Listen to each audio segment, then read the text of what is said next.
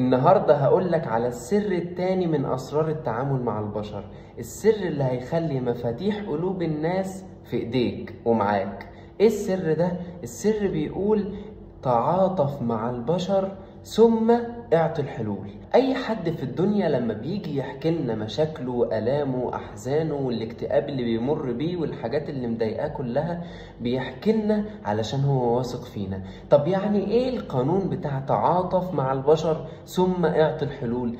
اللي بنعمله احنا بنعمله غلط، احنا بنتصرف تصرف غلط. احنا كبشر بنعمل ايه؟ على طول بنشغل الحتة بتاعت ادي حلول، انما تعاطف دي مش بتبقى شغالة. يعني لو حد من صحابك او من الناس اللي بيثقوا فيك جدا جاي يحكي لك مشكلة وجاي متضايق جدا وجاي مكسور الجناح زي ما احنا بنقول، جاي يكلمك عن مشكلته، انت على طول بتقوم مشغل الحتة العقلية في دماغك قوي اللي هي اديله حلول، تعال اقول لك حل مشكلتك ايه. لكن مش بنشغل حتة التعاطف.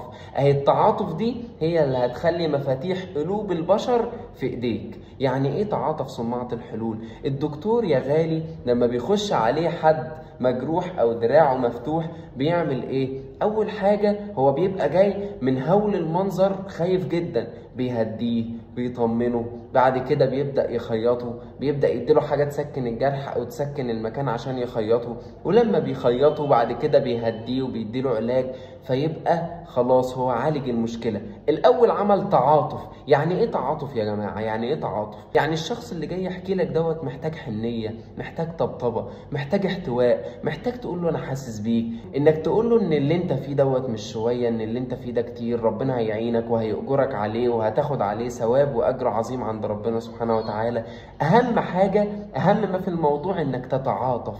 احتوي الناس، احتوي الناس عشان تكسب قلوبها، بعد كده حللها مشاكلها. ما كلنا شاطرين جدا في حل المشاكل وكلنا بنشغل جمجمتنا وبنحل مشاكل عادي، لكن الميزة اللي مش عند كل الناس وعايزها تبقى عندك وهي سر فعلا، انك تبقى متعاطف مع الناس، انك تحس بالناس، تحس بآلام الناس، تحس بأوجاعهم، تحس باللي مضايقهم. ما تحللوش مشكلته، هو مش عايزك تحلله، هو ممكن اصلا يكون عارف حل المشكلة دي اصلا، بس هو جاي لك عشان الحتة الاولانية اللي هي التعاطف.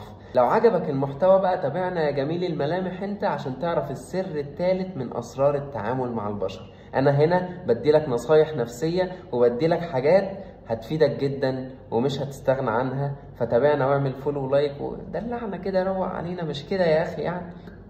سلام.